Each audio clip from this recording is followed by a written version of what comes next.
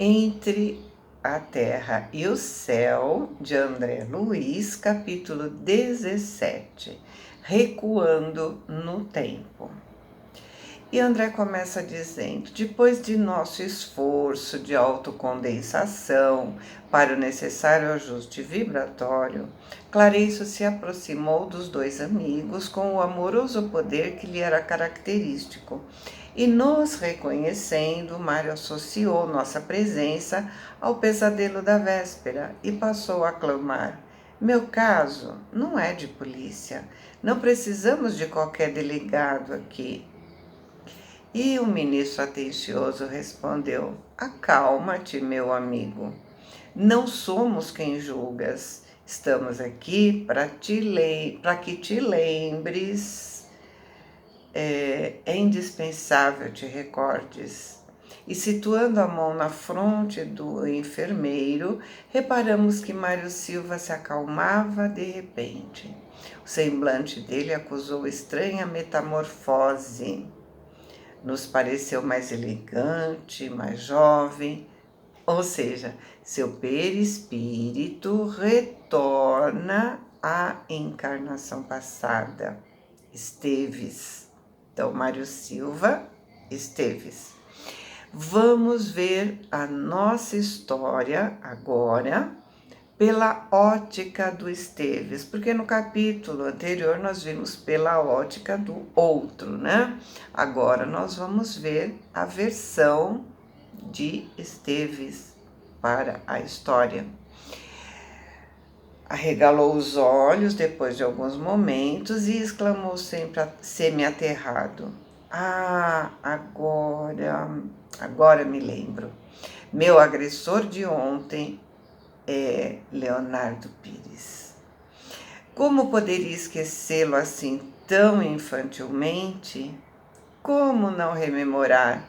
Disputávamos a mesma mulher.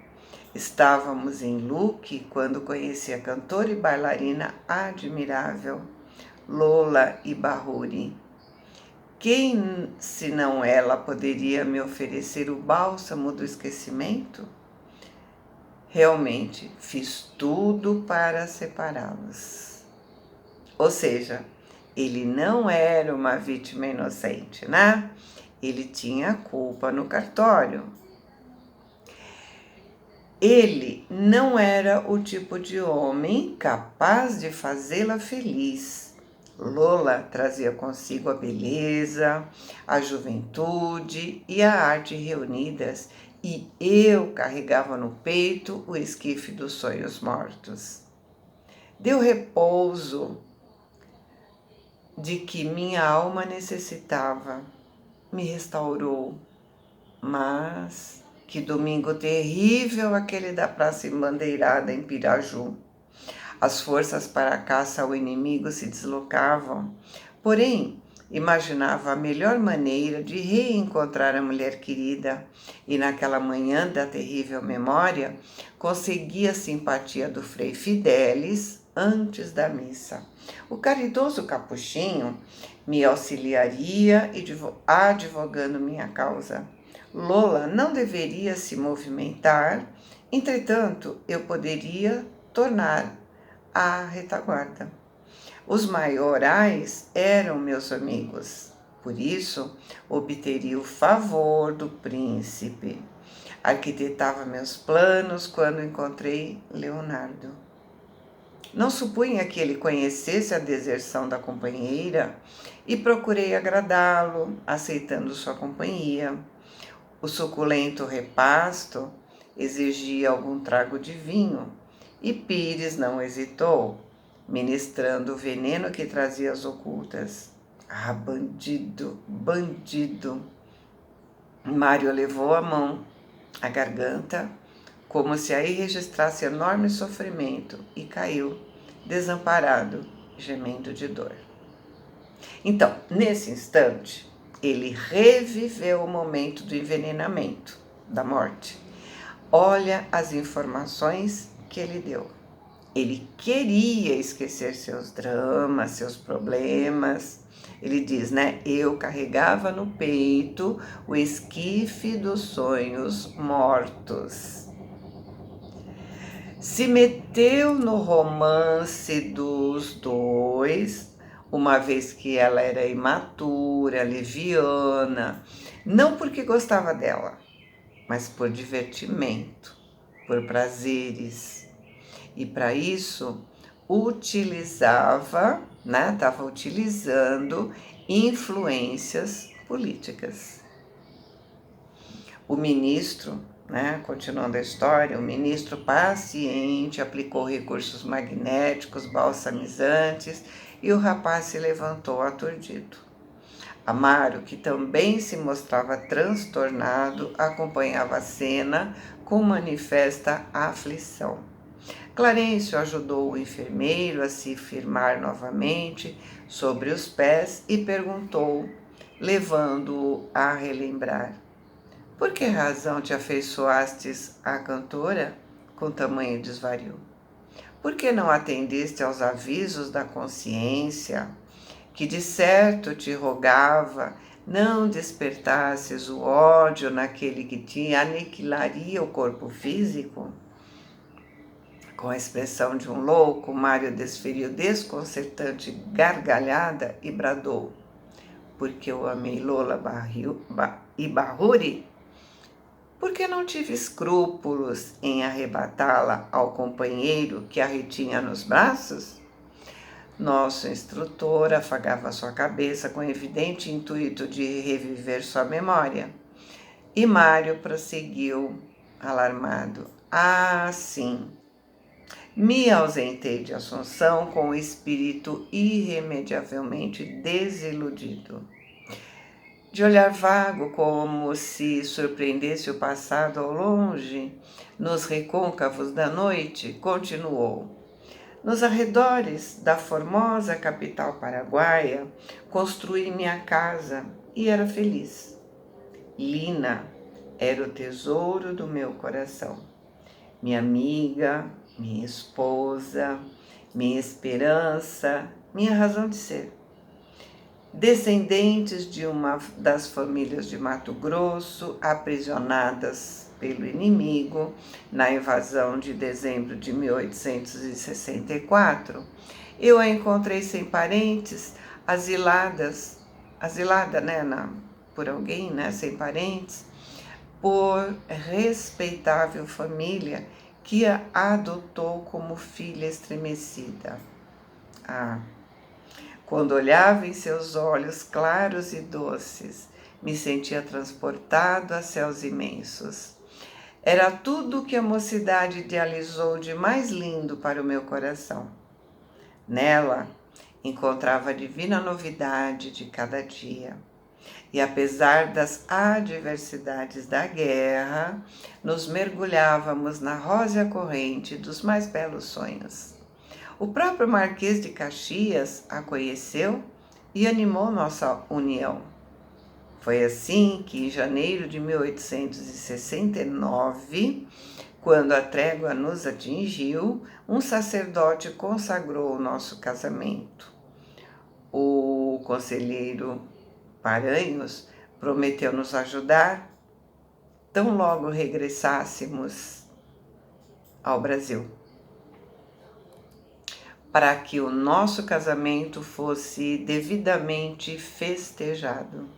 Vivíamos tranquilos, como duas aves entrelaçadas no mesmo ninho, quando tive a desgraça de levar ao nosso templo doméstico 2 companheiros de trabalho e de ideal, Armando e Júlio. Sim, eles seriam amigos ou abutres. Sei apenas que Lina e eles se fizeram íntimos em pouco tempo. Com a desculpa de aliviarem os sofrimentos de campanha, os dois passaram a gastar em nosso pequeno santuário de Ventura todo o tempo que lhes era disponível. Descansava minha alma na confiança sincera, até que um dia o semblante do narrador se alterou de repente. Ares de amargura modificaram sua feição.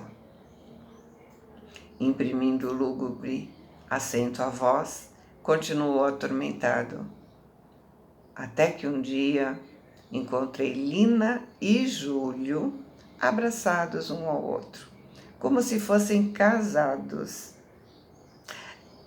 Na linguagem atual, diríamos, pegou no flagra, né? Cravou em nós o olhar, agora faiscante e terrível, e acrescentou: por acaso compreenderão a dor do homem que se vê fatalmente traído pela mulher em que se apoia para viver? Entenderão o incêndio que lavra no espírito flagelado de quem, num minuto, vê destruídas as esperanças da vida inteira?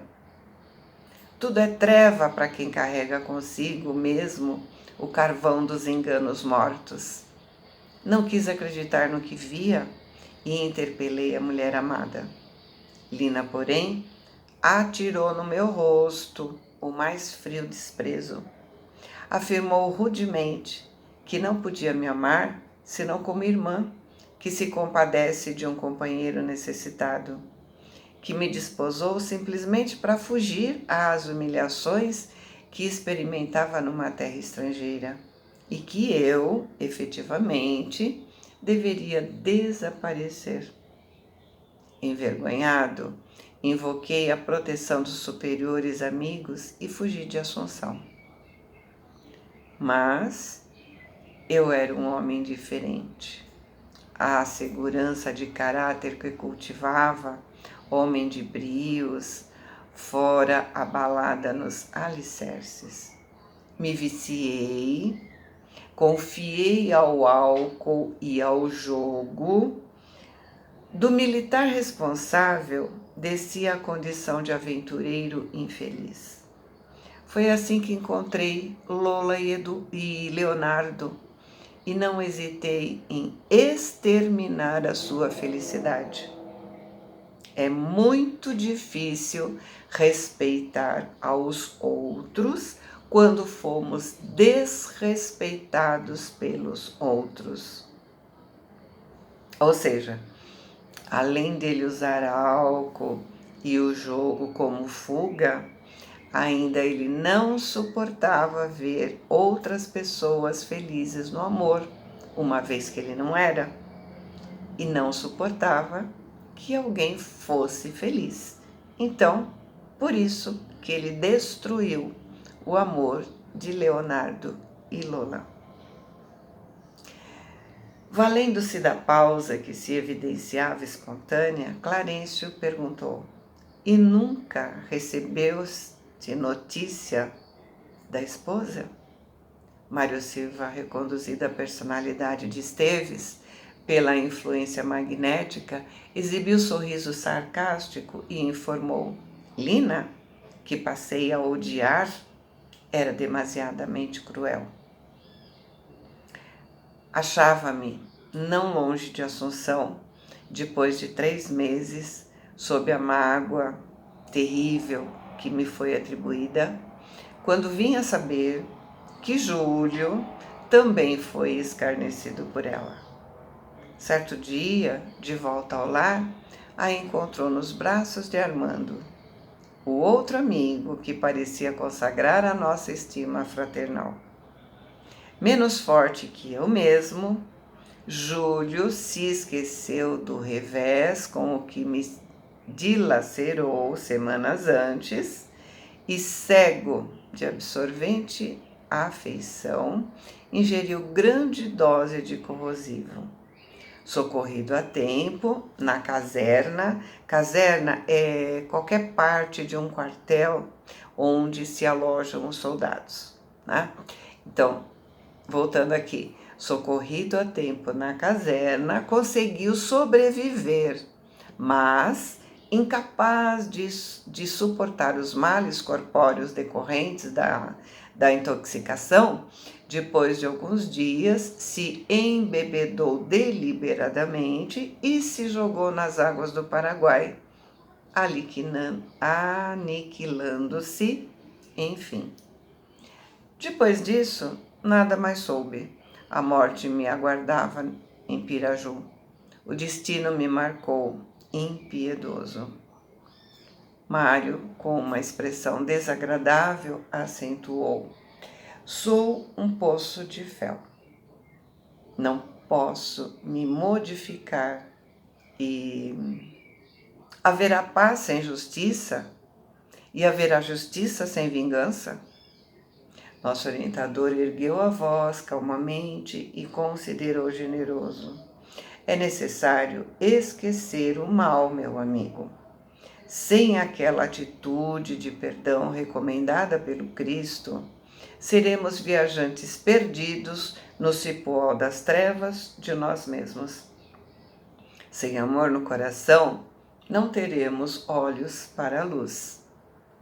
Silva se dispunha a responder, mas Amaro fez ligeiro movimento e se mostrou singularmente renovado. Seu veículo espiritual parecia haver regredido no tempo. Se revelava mais leve e mais ágil, e sua face impressionava pelos traços juvenis. Buscou se aproximar do enfermeiro num gesto natural de cordialidade, mas observando seu rosto metamorfoseado, quer dizer, modificado, né? O antagonista bradou entre o ódio e a angústia. Armando, Armando, pois é tu? O Amaro que hoje detesto é o mesmo Armando de ontem? Onde me encontro? Por acaso enlouqueci? Nosso instrutor, né, cuidadoso, Clarencio, falou rápido.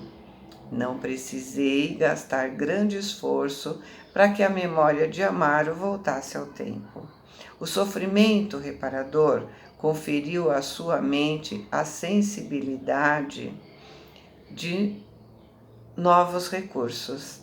Bastou tocá-lo de leve para que aproveitasse a digressão do antigo companheiro, recuperando as recordações da época em estudo. O esposo de Zulmira procurava estender braços amigos ao adversário que o contemplava, inflamado de assombro, mas recuando de repente como um animal ferido, Mário gritou em desespero: Não, não, não te acerques de mim, não me provoques, não me provoques. O ministro, no entanto, ficando entre os dois, pediu comovidamente: tenhamos calma, respeitemos uns aos outros. E dirigindo-se particularmente ao enfermeiro, determinou sem afetação: agora é o momento do nosso amigo. Comentaste o passado à vontade. É indispensável que Amaro fale por sua vez. A justiça, em qualquer solução, deve apreciar todas as partes interessadas. Contido pela força moral da advertência, Mário se calou e, voltados então para o ferroviário, que se fez mais simpático pela serenidade de que se investiu, continuamos a escuta. Então, agora nós vamos ver a versão do Amaro nos próximos capítulos, né? Porque, como se diz, toda história tem dois lados. Precisamos conhecer os dois lados para julgar. Na verdade, não nos cabe julgar, né? Mas sim a aprender. Por enquanto, devemos ter bem claro que nessa trama ninguém é totalmente vítima. Todos têm culpa, né? E nenhum soube se beneficiar do perdão. Porque todos continuam na trama.